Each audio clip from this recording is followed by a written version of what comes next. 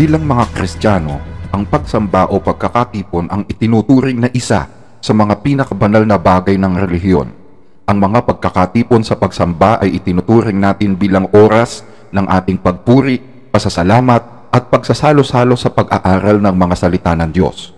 Kahit wala man tayong maayos na bahay-sambahan, ang pagsasama-sama o pagkakatipon ng mga magkakapatid sa pananampalataya ay sapat na upang ang Diyos ang pumagitna sa atin.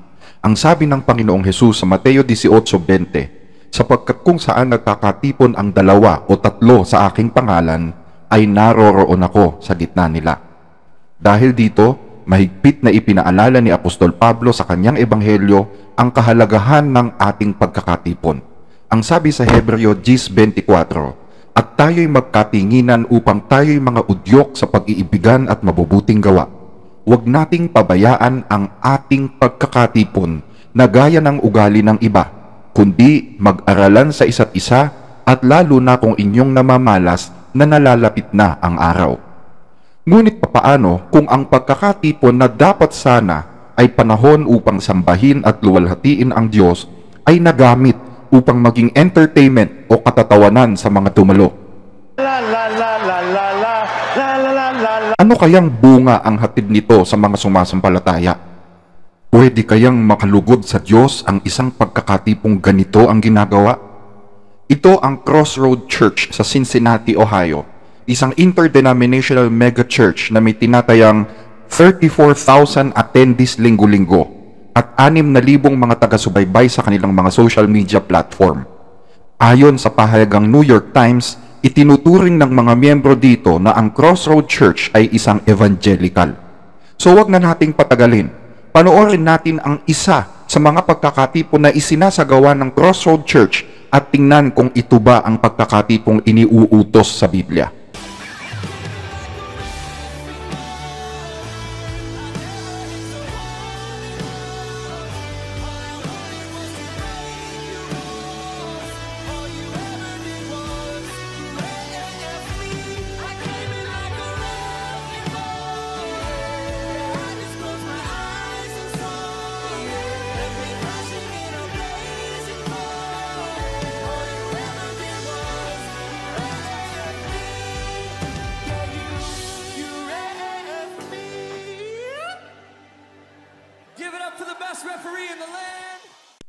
Yan po yung Malamay Cyrus concert na church service ng Crossroad Church sa Ohio. Sa palagay nyo, natutuwa ang Diyos dito? Ang worship service ba ay ginawa sa ebanghelyo para i-entertain ang mga nanonood? Para i-entertain ang mga sumasampalataya? Hindi ba't ang sabi sa Biblia sa Habakuk 2:20, ngunit si Yahweh ay nasa kanyang banal na templo, tumahimik ang lahat sa harapan niya. Ang pagsamba ay isang solemneng gawain para sa Diyos. Hindi ito dapat ginagawang concert tulad ng ginagawa ng maraming relihiyon ngayon. And yung akala ko na ito na ang pinakamatinding Christian service na nakita ko, aba, meron pa palang mas matindi. Diyan din sa Crossroad Church na yan, panoorin ninyong mabuti kung papaanong tratuhin ng mga pastor na ito ang Biblia sa mismong Christian church service daw nila. Let's head down to the field for the coin toss. Bring it in for the coin toss. I want a good, clean game.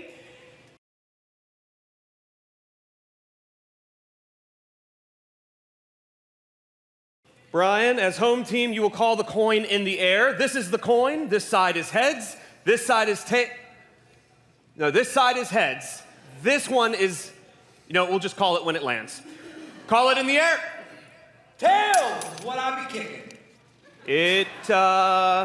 Yeah, let's just go with tails. Would you like to kick or receive the Bible? I will receive. Tom wins the toss, chooses to receive the Bible. Patterson back with the kick.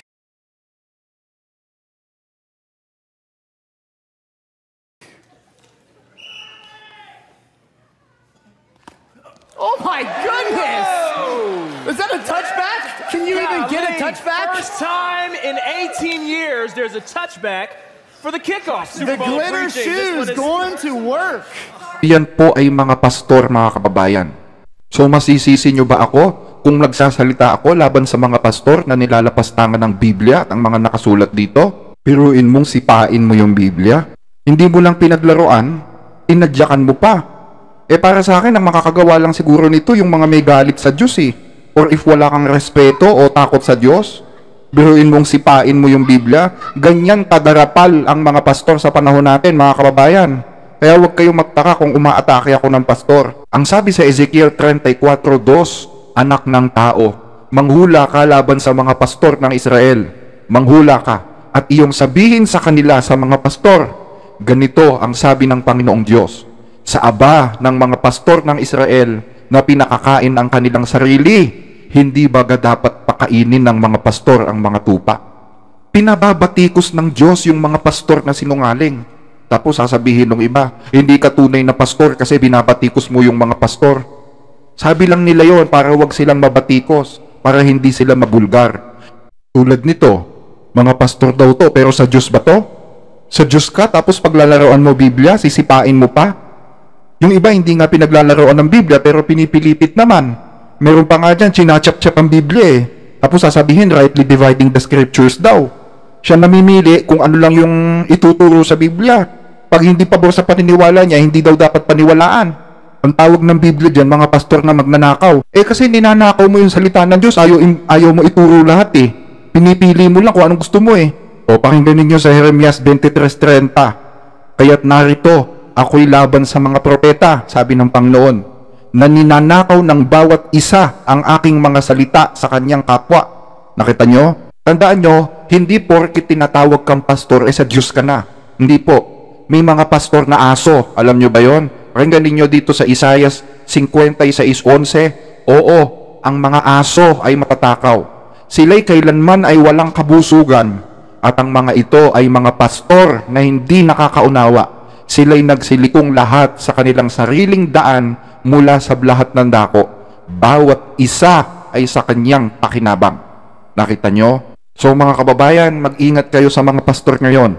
Kala mo mababait yung mga yan, kala mo napakalinis nila, bawal makipagtalo daw, masama daw yon. Pastor tayo, kaya dapat maggalangan tayo sa isa't isa. Hindi po ganun ang utos ng Diyos. Ang utos, ganito, igalang ang pagkatao ng masama ay hindi mabuti, ni iligaw man ang matuwid sa kahatulan. Yung mga nanliligaw ng kapwa-tao, ang tawag ng Biblia sa kanila masasama. At ayaw ng Diyos na igalang mo sila. You can respect them as human, but to respect them as pastor, ayaw ng Diyos. In the first place, hindi sila mga pastor, mga aso sila, sabi sa Biblia. At ang mga aso, walang kaligtasan yan, mga kapatid. Pag sumunod ka sa aso, delikado kaluluwa mo. Pakinggan mo sa Revelations 22:15, nasa labas ang mga aso, mga mangkukulam, mga mapakiapid, mga mamamatay tao, mga sumasamba sa mga Diyos-Diyosan at ang bawat umiibig at gumagawa ng kasinungalingan. So I think hanggang dito na lang ang ating pagtalakay, mga kapatid. Salamat po sa panonood at pagpalain po kayong lahat. To God be the glory.